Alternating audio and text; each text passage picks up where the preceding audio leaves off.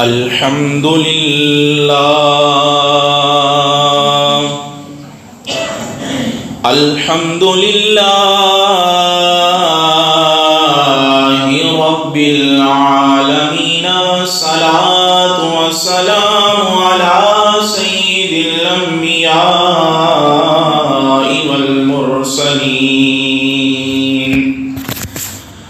اما بعد فاعوذ باللہ من الشیطان الرجیم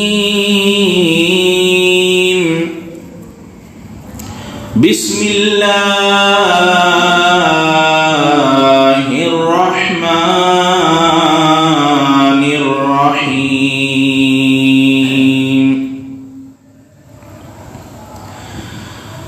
قال اللہ تبارک وتعالی فی القرآن المجید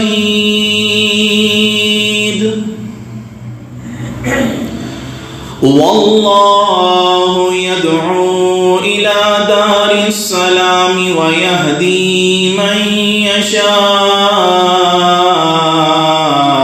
إلى صراط مستقيم للذين أحسنوا الحسنى وزيادة ولا يرهق وجوههم قتر ولا ذلة أولئك أصحاب الجنة هم فيها خالدون صدق الله ومولانا العظيم إن الله وملائكته يصلون على النبي يا أيها الذين آمنوا صلوا عليه وسلموا تسليما بآواز بلند ذوق و محبت کے ساتھ کریم آقا صلی اللہ تعالیٰ علیہ وآلہ وسلم کی بارگاہ میں حاضری پیش کیجیے۔ الصلاۃ والسلام علیک یا سیدی یا رسول اللہ، الصلاۃ والسلام علیک یا سیدی یا حبیب اللہ، الصلاۃ والسلام علیک یا سیدی یا جد الحسن والحسین وعلى آلك وأصحابك يا سيدي يا خاتم النبيين۔ حمد و صلات کے بعد نہایت ہی عزت و احترام کے لائق بزرگوں، دوستوں، ساتھیوں اور گھروں میں سننے والے تمام عزت مآب خواتین اور بہنوں بچیوں، آج آپ کے سامنے جمعۃ المبارک میں جو آیہ مبارکہ پڑھنے کا شرف حاصل کیا ہے، سورہ یونس کی آیت نمبر 25 اور آیت نمبر 26 اللہ تعالیٰ کی توفیق سے پڑھی ہے، جس میں اللہ تعالیٰ نے 4 چیزوں کو بیان کیا ہے، اور ان 4 چیزوں کو اگر سمیٹا جائے، ان 4 چیزوں کو، اس سمندر کو اگر کوزے میں بند کیا جائے تو وہ چیز جو بنے گی اسے کہیں گے احسان اور اس کا اجر۔ احسان سے کیا مراد ہے؟ احسان کی کتنی اقسام ہیں؟ دنیا میں احسان کرنے والے کل قیامت والے دن بھی لوگوں پہ کس طرح احسان کریں گے، اور احسان کرنے والے کا مقام و مرتبہ کیا ہوگا، اس کی عزت و افضائی خالق کائنات کیسے فرمائے گا، یہ ساری چیزیں ان 2 آیات میں ہمیں انشاءاللہ سمجھ آ جائے گی جب ہم اس کی تفسیر کی طرف چلیں گے اور اس کی مزید وضاحت کی طرف چلیں گے۔ سب سے پہلے آیہ مبارکہ کا سادہ سا ترجمہ کرتا چلوں، اللہ نے فرمایا واللہ یدعو الی دار السلام، اور اللہ تعالی تمہیں دار السلام کی طرف یعنی جنت کی طرف بلاتا ہے کہ اے لوگوں گناہوں سے نکل کر دار السلام ایسی جگہ پہ آ جاؤ جہاں پہ ہمیشہ تم پر رب کی رحمتیں اور اس کی سلامتی اتر رہتی ہے، اس کو دار السلام کہتے ہیں۔ پھر فرمایا وَيَهْدِي مَن يَشَاءُ إِلَىٰ صِرَاطٍ مُسْتَقِيمٍ، وہ مالک وہ خالق جس کو چاہتا ہے سیدھے راستے کی طرف ہدایت عطا فرماتا ہے۔ پھر تیسری چیز فرمائی لِلَّذِينَ أَحْسَنُوا الْحُسْنَى وَزِيَادَةٌ، وہ لوگ جو احسان کرتے ہیں اللہ نے ان کے لیے حسنہ کا وعدہ فرمایا ہے اور زائد نعمتوں کا وعدہ فرمایا ہے۔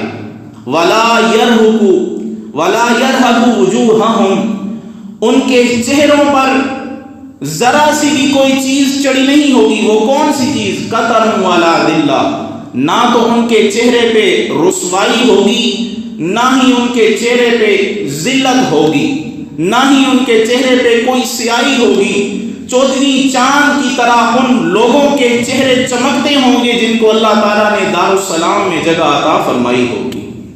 پھر فرمایا اولئک اصحاب الجنت ہم فیہا خالدون، یہی وہ لوگ ہیں جو ہمیشہ کے گھر میں رہیں گے، جو جنت میں رہیں گے ہمیشہ ہمیشہ کے لیے۔ اب یہاں پہ ایک ہے عام مومن، ایک ہے خاص مومن۔ عام مومن کا مقام و مرتبہ اگر ہم دیکھنا چاہیں، انہی آیتوں کو مزید اگر ہم کھولنا چاہیں تو سورہ یونس سے پہلے جو سورہ توبہ آتی ہے اس کی آیت نمبر 72 میں اگر ہم جائیں تو ہمیں پتہ چل جائے گا واللہ یدعو الی دار السلام، کہ اللہ تعالیٰ نے جن لوگوں کے ساتھ دار السلام کا وعدہ فرمایا ہے وہ کون ہیں؟ تو سورہ توبہ میں اللہ فرماتا ہے وعد اللہ المؤمنین والمؤمنات، جو عام مومن اور مومن عورتیں ہیں ان سے اللہ تعالیٰ نے وعدہ فرمایا کس چیز کا؟ جنات تجری من تحتها الانہار خالدین فیہا، ایسے باغات کا وعدہ فرمایا جس کے نیچے نہریں بہہ رہی ہیں، جس کے نیچے نہریں رواں ہیں، ہمیشہ ہمیشہ کے لیے وہاں پہ رہیں گے، وہاں سے کبھی وہ باہر نہیں نکلیں گے۔ یہ ان لوگوں کے لیے ہے کہ جو مومن ہیں، کلمہ پڑھ کے دائرہ اسلام میں داخل ہو گئے، ان لوگوں کے لیے چاہے وہ مرد ہو چاہے عورت ہو، اس کے لیے اللہ تعالیٰ نے وعدہ فرمایا، اس کے لیے جنت انہار نہروں والی جنت کا وعدہ فرمایا۔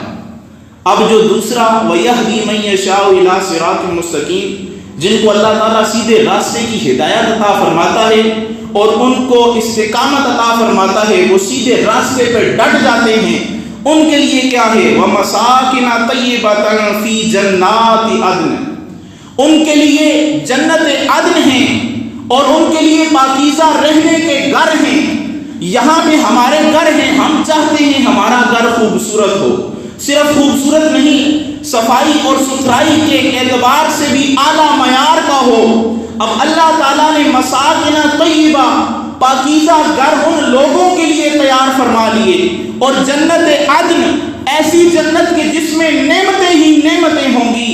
اب یہ دوسرے لوگوں کا مقام ہے جو عام مومن سے بڑھ کر تقویٰ والے ہوں گے، ان کا مقام تھوڑا اور زیادہ ہوگا۔ اب تیسرا للذین احسنوا الحسنى، وہ لوگ کہ جنہوں نے احسان کیا۔ احسان کیا ہے؟ احسان حسن سے نکلا ہے۔ حسن کا مطلب ہے کہ کسی عمل کو اس طریقے سے کرنا، اس سلیقے سے بجا لانا کہ دیکھنے والے کو وہ عمل پسند آ جائے، دیکھنے والا جب دیکھے تو اس عمل میں اتنا حسن ہو کہ اس کی آنکھوں کا وہ بندہ تارا بن جائے۔ اب اس کو احسان کہتے ہیں۔ احسان کی آگے دو قسمیں آ جاتی ہیں، احسان مع الخلق، مخلوق کے ساتھ حسن عمل سے پیش آنا، احسان مع الخالق، اللہ تعالیٰ کے ساتھ حسن عمل سے پیش آنا۔ ایک تو ہوا مخلوق کے ساتھ حسن عمل سے پیش آنا، جب مخلوق کے ساتھ کوئی معاملات طے کرنے پڑ جائیں، مخلوق کے ساتھ کوئی لین دین کرنا پڑ جائے، تو حسن عمل اتنا خوبصورت ہو کہ جس کے ساتھ لین دین ہو وہ پوچھنے پہ مجبور ہو جائیں یہ کس نبی کے ماننے والا ہے، یہ کس دین کا پیروکار ہے، یہ کس دین کا چلنے والا ہے، کس دین کی تابعداری کرنے والا ہے، کہ اس کے معاملات میں ایک حسن کا پورا جہاں بسا ہوا ہے، کہ اس کی گفتگو میں، اس کے لین دین میں، اس کے اٹھنے بیٹھنے میں، اس کے معاملات کرنے میں، اس کے گفتگو کرنے میں، ہر عمل میں جو ہے وہ حسن کے لچھے جو ہے وہ برس رہے ہیں۔ اتنا حسین عمل کرنے والا کون ہے؟ تو اس کو کہتے ہیں احسان مع الخلق، مخلوق کے ساتھ احسان کرنا۔ یہ تو مخلوق کے ساتھ ہوا، خالق کے ساتھ احسان کرنے کا کیا مطلب ہے؟ احسان مع الخالق، اللہ کے ساتھ احسان کرنے کا مطلب یہ ہے کہ اللہ کی جو عبادت کرنی ہے، اللہ کی جو بندگی بجا لانی ہے، اللہ کے جو حقوق بجا لانے ہیں، اس میں اس طریقے سے عمل کرنا کہ ہر دیکھنے والے کو پسند آئے، دنیا دیکھے نہ دیکھے، وہ چھپ کے رات کی تنہائی میں جب اللہ کے لیے کوئی عمل کر رہا ہو تو وہ عمل خالق کو بہت زیادہ پسند آ جائے۔ اس کو احسان مع الخالق کہتے ہیں۔ یہ دو قسمیں ہوئی، احسان مع الخلق، احسان مع الخالق، مخلوق کے ساتھ بھی احسان والا عمل کرنا اور خالق کے ساتھ بھی حسن عمل سے پیش آنا۔ اب ان کی مزید وضاحت اللہ تعالیٰ نے ان آیات میں کھول کے بتا دی ہے کہ ایک عام مومن کہ جس کو اللہ تعالیٰ نے کلمہ پڑھنے کا شرف بخشا ہے، وہ کلمہ پڑھ کے دائرہ اسلام میں جب داخل ہو جاتا ہے، اس کے بعد اللہ نے اسے جنت انہار سے نوازا۔ وہ جنت انہار میں جب پہنچے گا، وہ جنت میں ہر طرح کے لہلہاتے ہوئے فروٹ، ہر طرح کی وہ چیز جو اس کا دل چاہے گا، جو اس کی خواہش چاہے گی وہ دیکھے گا۔ لیکن جب اس کا ایک درجہ مزید بڑھے گا، جب اس کا ایک درجہ بڑھتا چلا جائے گا، یہ جنت انہار سے جنت عدن میں قدم رکھے گا تو جنت انہار کے حور و قصور، وہاں کا حسن، وہاں کی خوشبوئیں، وہاں کا عطر بھول جائے گا، اسے سارا کا سارا جنت عدن میں حسن نظر آئے گا۔ مزید جب وہ ترقی کرتا ہے، احسان کے ساتھ جو ہے وہ مخلوق سے بھی پیش آتا ہے، حسن عمل کے ساتھ خالق کی بندگی بھی بجا لاتا ہے، اللہ نے اس کے ساتھ حسنہ کا وعدہ فرمایا ہے، وہ جنت انہار کو بھول جائے گا، وہ جنت عدن کو بھول جائے گا، وہ کسی اور جنت میں جب پہنچے گا، وہ کون سی جنت ہوگی؟ وَرِضْوَانٌ مِّنَ اللَّهِ أَكْبَرُ، وہ اللہ تعالیٰ کی رضا کی جنت ہوگی، اور اللہ کی رضا جو ہے وہ سب سے بڑی چیز ہے۔ وہ اللہ کی رضا والی جنت میں پہنچ جائے گا۔ جب اس میں پہنچے گا، اس سے پہلے جتنے درجے ہوں گے، ان کا مقام، ان کا مرتبہ، حور و قصور، وہ حسن، وہ خوشبوئیں، وہ لہلہاتے بازار، ہر چیز اس کے نظر سے غائب ہو جائے گی۔ وہ صرف اللہ کی رضا میں راضی ہو جائے گا۔ پھر صرف یہی نہیں، ذالک هو الفوز العظیم، یہ چیز جو ہے اللہ کی رضا، یہ سب سے بڑی کامیابی ہے۔ کوئی سمجھتا ہے بہت اولاد ہوگی، بہت بینک بیلنس ہوگا، بہت جائیداد ہوگی، دنیا میں بڑا نام ہوگا، تو شاید یہ جو عظیم کامیابی کا پرچم ہے سب سے میرا جو ہے وہ بلند ہوگا۔ لیکن اللہ نے فرمایا وَرِضْوَانٌ مِّنَ اللَّهِ أَكْبَرُ، سب سے بڑی جو چیز ہے وہ اللہ کی رضا ہے۔ جو اللہ کی رضا میں راضی ہو گیا، ذَلِكَ هُوَ الْفَوْزُ الْعَظِيمُ، تو اس کے لیے یہ سب سے بڑی کامیابی ہے، اس کے لیے سب سے بڑی جو ہے وہ کامیابی کیا ہے؟ اللہ کی رضا ہے۔ اب میں بتا رہا تھا کہ احسان کی دو قسمیں ہیں۔ اس کے بعد احسان مع الخلق، مخلوق کے ساتھ کس طرح احسان سے پیش آنا چاہیے۔ ہم اپنے بزرگوں کے واقعات کو اگر دیکھیں تو امام حسن مجتبی رضی اللہ تعالی عنہ کی بارگاہ میں ایک فقیر آیا، اس نے اپنا خالی کاسہ پھیلایا اور کہنے لگا، اے حسن مجتبی، آپ اس در کے اس در کے پوتے ہیں جہاں پہ کسی فقیر کو خالی لوٹایا نہیں جاتا۔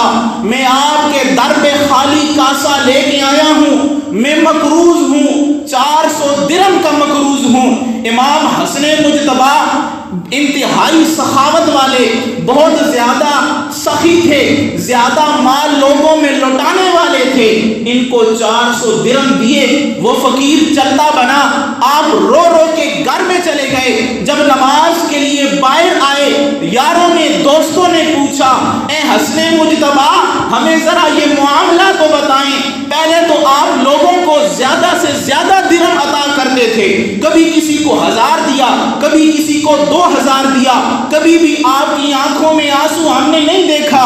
آج 400 درہم دیے ہیں، جب گھر میں جانے لگے تھے آپ کی آنکھوں میں آنسوؤں کی لڑی تھی، وجہ کیا ہے؟ ہمیں ذرا یہ معاملہ تو سمجھائیں۔ امام حسن مجتبی رضی اللہ تعالیٰ عنہ نے بتایا، اے لوگوں، احسان یہ تھا، مخلوق کے ساتھ حسن عمل یہ تھا کہ میں اس فقیر کی حالت اس کے زبان کے بتانے سے پہلے جان جاتا کہ یہ بیان کر کے یوں ذلیل و رسوا نہ ہوتا۔ میں اس کی حالت کو سمجھ جاتا کہ یہ فقیر ہے، میرا پڑوسی ہے، میرے محلے دار ہے، میرے گاؤں والا ہے، میرے شہر والا ہے، اس کے حالات ٹھیک نہیں ہیں۔ اس کی زبان سے حرف یہ مانگنے کے حرف لانے سے پہلے میں اس کی حاجت پوری کر دیتا تو یہ احسان تھا، لیکن اس نے مانگا، میں نے اس کی بعد میں حاجت پوری کی تو میں نے احسان والا عمل اس کے ساتھ نہیں کیا۔ یہ امام حسن مجتبی ہیں، ان کی زندگی سے ہمیں کیا درس ملتا ہے؟ آج ہم سے کوئی مانگے تو ہم دیتے نہیں ہیں، وہ دے کے رو رہے ہیں کہ مجھے کیوں نہ اس بندے کی حالت کا پہلے سے ہی پتا چل گیا کہ یہ فقیر تھا، محتاج تھا، میرے پیسوں کی اسے ضرورت تھی، میں نے اسے دینے تھے۔ یہ احسان معل خلق ہے، مخلوق کے ساتھ احسان ہے۔ حضرت سیدنا علی المرتضیٰ اسلام کے چوتھے خلیفہ، آپ کیا بیان فرماتے ہیں؟ آپ بیان فرماتے ہیں کہ ناشکرے پر احسان کرنا اور ایک شکر گزار بندے پر احسان کرنا، جو آدمی ناشکرے پر احسان کرتا ہے اللہ تعالیٰ اس کو زیادہ ثواب عطا فرماتا ہے، کیونکہ ایک آدمی ناشکرا ہے، ایک شکر گزار ہے۔ جو ناشکرا ہے، جب اس کے اوپر کوئی آدمی احسان کرے گا، وہ شکر بجا لائے گا تو اس کے ناشکری کو شکر میں تبدیل اس بندے کے احسان میں کیا۔ اب اس آدمی نے جب شکر بجا لایا، لیکن اس بندے کا نہیں، صرف خالق کا شکر بجا لایا، تو یہ ایک اس بندے نے احسان بھی کیا، دوسرا اس نے شکر بھی نہیں کیا اس بندے کا کہ آپ کا شکریہ، آپ نے میرا تعاون فرمایا، صبر کیا۔ اب دو چیزیں، احسان بھی جمع ہو گیا، صبر بھی جمع ہو گیا، اس وجہ سے اس کا مقام و مرتبہ اور ثواب جو ہے وہ دوسرے سے بڑھ گیا۔ واقعات بہت ہیں، اگر بزرگوں کے واقعات کو ہی لے کے چلا جائے تو واقعات ختم ہونے والے نہیں ہیں، لیکن میں چلتا ہوں ان روایات کی طرف کہ جن میں احسان کرنے کا جو فائدہ ہے یا مقام و مرتبہ ہے وہ کیا ہے۔ ایک بہت بڑی روایت مسلم میں بھی موجود ہے، بخاری میں بھی موجود ہے۔ اب اس روایت کا دار و مدار یہ ہے کہ جو دنیا میں لوگوں پہ احسان کرتے تھے، قیامت والے دن بھی لوگوں پہ احسان کریں گے۔ حضرت ابو سعید خدری رضی اللہ تعالیٰ بیان فرماتے ہیں کہ میں نے حضور علیہ الصلوۃ والسلام سے پوچھا، یا رسول اللہ، جنت میں ہم رب کا دیدار کریں گے؟ اللہ کے پیارے حبیب نے فرمایا، یہ 14ویں کا چاند دیکھ رہے ہو، جب موسم صاف ہو تو کیا تم اس کو دیکھ سکتے ہو؟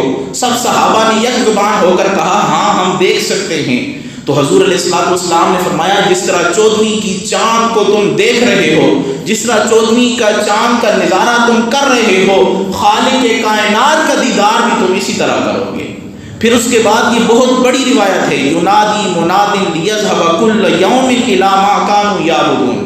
اس دن ہر بندے کو بلایا جائے گا، جو بتوں کی پوجا کرنے والا ہے اس کو بھی بلایا جائے گا، جو کسی اور چیز کی پرستش میں دنیا میں جو ہے مشغول تھا اس کو بھی بلایا جائے گا، خالق کائنات کی عبادت کرنے والوں کو بھی بلایا جائے گا۔ 3 گروہ بن جائیں گے، بت والے علیحدہ ہو جائیں گے، اہل کتاب علیحدہ ہو جائیں گے، مومنین علیحدہ ہو جائیں گے۔ بتوں والوں کو کہا جائے گا، بتوں کو بھی جہنم میں ڈال دیا جائے، تم لوگ بھی جہنم میں چلے جاؤ۔ کتاب جو اہل کتاب سے ان سے پوچھا جائے گا، فیقال لليہود فیقال للنصارى، یہودیوں اور نصارہ سے پوچھا جائے گا، ما کنتم تعبدون، تم کس کی عبادت کیا کرتے تھے؟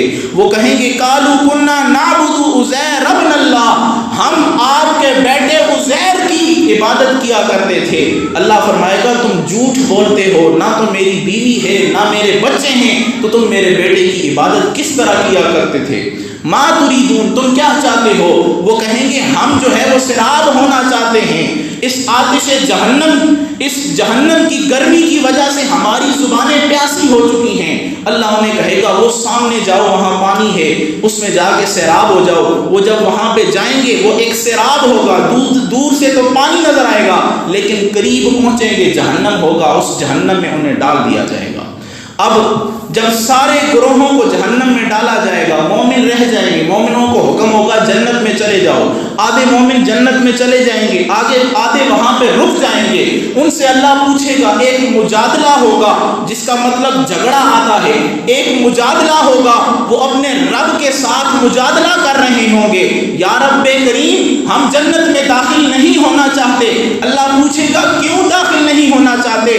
وہ کہیں گے دنیا میں ہم نے جن کے اوپر احسان کیا تھا، جو ہمارے بھائی تھے، ہم حسن عمل کے ساتھ ان کے ساتھ پیش آیا کرتے تھے، وہ ہمارے ساتھ نماز پڑھتے، وہ ہمارے ساتھ زکوٰۃ ادا کرتے، وہ ہمارے ساتھ کعبے کا طواف کیا کرتے تھے، صفا و مروہ پہ سعی کیا کرتے تھے، آج ہم ان لوگوں کے بغیر جنت میں داخل نہیں ہوں گے۔ اللہ حکم دے گا جاؤ، جن کے دلوں میں دانے کے برابر بھی ایمان ہے اس کو جنت میں لے کے چلے جاؤ، وہ اس کو جنت میں ساتھ لے کے چلیں گے۔ پھر حکم ہوگا اب جنت میں جاؤ، بعض لوگ ٹھہر جائیں گے، وہ کہیں گے ہم جن پہ احسان کیا کرتے تھے ان کو ساتھ لے کے جائیں گے۔ حکم ہوگا جس کے دل میں رائی کے دانے کے برابر، اور علماء نے اس کی تفسیر بیان کی ہے، دروازہ بند کیا جائے، باہر سے سورج کی روشنی پڑ رہی ہو، اس دروازے سے ایک کرن یا ایک روشنی کی لہر آ رہی ہو، اس میں اڑتا ہوا جو غبار سائڈ سے نظر آ رہا ہوتا ہے اس کو ذرہ کہتے ہیں۔ جس آدمی کے دل میں اس ذرے برابر بھی ایمان ہوگا وہ مومن اس کو ہاتھ سے پکڑ کے جنت میں لے چلیں گے۔ وہ سارے کے سارے جب جنت میں چلے جائیں گے، یہ سارا جنت کا مقام ہوگا، پھر جنت میں انہیں اللہ تعالیٰ جو ہے وہ ایک مقام یا ایک مرتبے سے نوازے گا۔ اللہ تعالیٰ ان سے پوچھے گا اے جنتیوں، جب تم جنت میں آ چکے ہو، ابن ماجہ کی حدیث پاک ہے، حضور علیہ الصلوۃ والسلام نے فرمایا بین اہل الجنت فی نعیمہم، جب جنتی ان نعمتوں کے دوران ہوں گے، اذ سطح لہم نور، ان کے اوپر ایک نور چھڑکا جائے گا، ان کے اوپر ایک نور آ جائے گا، فرفعوا رؤوسہم، وہ اپنے سروں کو بلند کریں گے کہ یہ نور کیسا ہے، یہ چمک کیسی ہے، یہ اجالا کیسا ہے، یہ جلمل جلمل جلاتی ہوئی لائٹیں کیا ہیں؟ اللہ انہیں فرمائے گا فَإِذَا الرَّبُّ قَدْ أَشْرَفَ عَلَيْهِمْ، اللہ ان کو اوپر کی طرف سے یوں جھانک کے دیکھے گا۔ کس طرح جھانکے گا یہ اللہ ہی بہتر جانتا ہے، یا اس کے بتانے سے اس کا پیارا رسول ہی بہتر جانتا ہے۔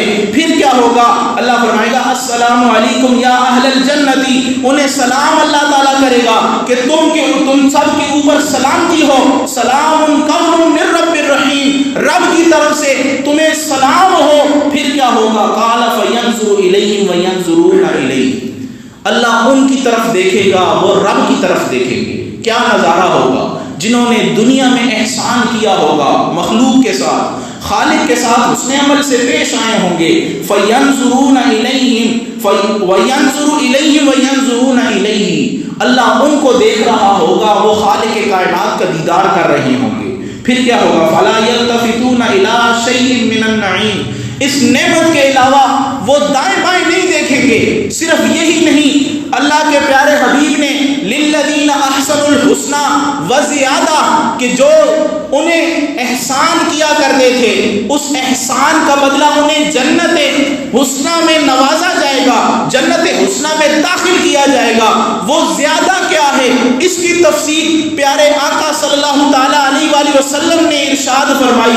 اللہ کے پیارے حبیب صلی اللہ تعالیٰ علیہ وآلہ وسلم نے ارشاد فرمایا جب جنتیوں کو جنت میں داخل کیا جائے گا، جنتی اللہ کی بارگاہ میں جب کھڑے ہوں گے انہیں کہا جائے گا ان لکم عند اللہ موعدا یرید